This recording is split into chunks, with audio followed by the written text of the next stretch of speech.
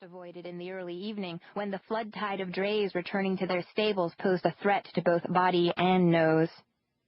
In deep winter, when ice and hard-packed snow made walking treacherous, West Broadway was the place to catch a ride on the tailboard of a snow dray, delivering milk, groceries, or beer, but sledding was best saved for Dorchester Heights. If a good enough sled could be found, and if the streets were not too crowded, it was possible to start at G Street and traverse almost a quarter of the alphabet, all the way to L Street. Whether because he was luckier or a year older, Michael was the superior sledder. At her best, Lydia could only make J Street before her sled or her resolve gave out. Because Dan Kilkenny was an iceman, the whole D Street gang was in thrall to Lydia and Michael in summer. In the thick of that season, there were few things more magical than ice. The blocks that emerged impossibly from the back of the wagon, steaming not with heat but with cold. The unmistakable stomp of the iceman conquering the stairwell, gleaming blocks of ice piled on his broad back like enormous melting diamonds. Contrary to Father O'Brien's Sunday descriptions of a place streaming with light and angel song, Lydia was certain heaven resembled the interior of her father's ice wagon. A dark place, cool and quiet. There, the salt hay, sawdust, and straw effaced the airborne tang of leather and glue from the nearby shoe factory and muted the call of the ragman. On very hot days, there was no need to confer in advance.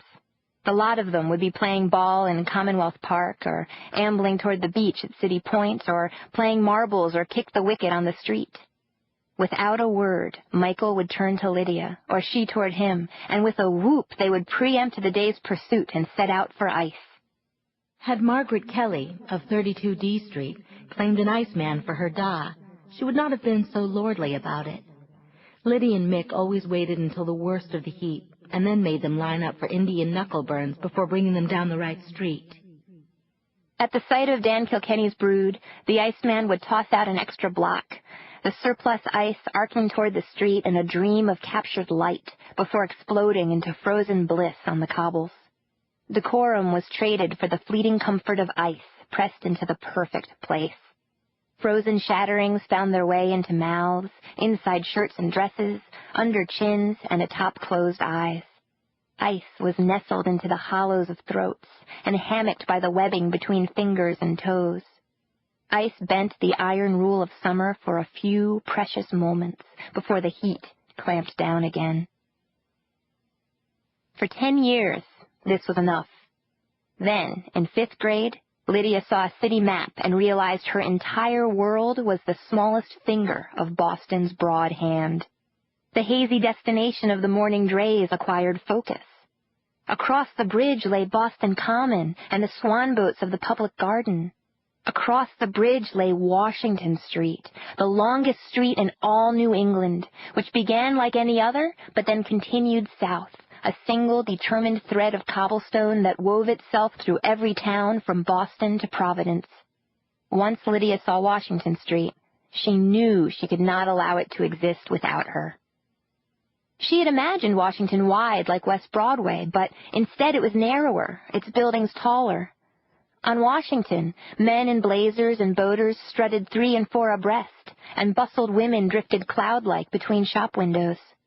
The air on Washington smelled neither of factories nor piers, but of occasional cigar smoke and wafting perfume. The buildings, with their marble facades and grand entranceways and their seemingly endless layers of arched windows, resembled fancy wedding cakes. On Washington Street, there was not a clothesline in sight, not a single vegetable or fish man. Striped awnings stretched proudly above showcase displays of objects Southie had never seen, a silk opera gown with black glass buttons, a set of tortoiseshell combs, a rocking horse with a mane of real hair. Mick recalls only his disappointment. Before Liddy went gaga over Washington Street, they had always pooled their copper for penny fudge. Lydia turned toward Michael, whose trolley fare she had provided from a cache of saved pennies, their passage across the Broadway Bridge her 11th birthday present to herself, and announced that this was her future.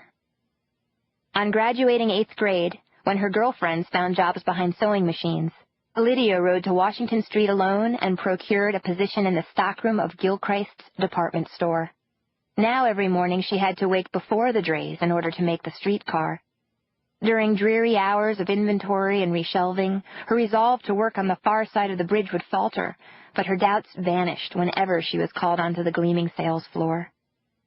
Walking among the wonders of the display rooms, she would calculate the weeks of salary required to purchase a beaded French chapeau, or the impossible amount of roast ham that could be eaten in lieu of one opal earring.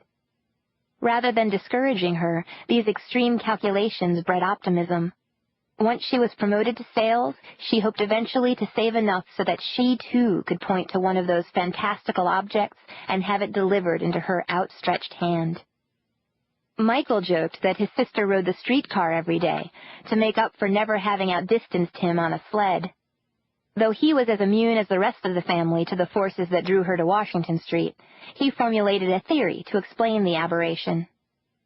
"I don't know how it came to be," he informed her once it became clear she would not be abandoning her streetcar commute, "but it looks like you turned out the migrating bird in a family of pigeons." Lydia treasured his gift, picturing herself as she rode the streetcar as one of the long-necked geese whose silhouettes she observed angling south in late autumn. On the other side of the bridge, Lydia learned the difference between a heavy tub silk and a crepe de chine shirt and the relative merits of a Norfolk versus a sack suit. She learned that the best suit jackets were nipped in at the waist and slope-shouldered. When a counter girl was fired for tardiness, Lydia was ready. She claimed the sales floor for herself. For 4 years, she worked behind a lustrous wood counter on the store's ground level, amid polished marble floors and hanging crystal lamps. Gilchrist's Tiffany Rotunda gazed down from 3 levels above like an emerald eye. Maisie French in collars insists the Tiffany Rotunda was blue, not green. Inside her starched white shirtwaist, her hair piled into a careful bun, she felt as if her best self lurked just beneath her skin, a shimmery fish that might breach the surface at any moment. Standing before a selection of men's shirts in a dazzling array of colored fabric, she could eye a man's collar size, budget, and tastes in a glance, and knew, just by looking, the thread count of a cotton shirt or the origins of a piece of silk. Even after 4 years, she thrilled at sealing a customer's payment into a pneumatic capsule and sending it to the cashier for change. Miles and miles of pneumatic tubing crisscrossed Gilchrist's walls and ceilings. Capsules left men's furnishings on a current of compressed air to travel over silks and velvets, over embroideries and trimmings, past veilings, and past black and colored dress goods. Lydia pictured her customers' sales slips speeding past counter girls whispering among themselves in millinery, past the solitary salesgirl at umbrellas, who every day prayed for rain. Lydia once visited the cashier's office just to see the veritable pipe organ of commerce where each capsule arrived with a thunk, its contents scrutinized by a woman whose hands were bound to smell like money.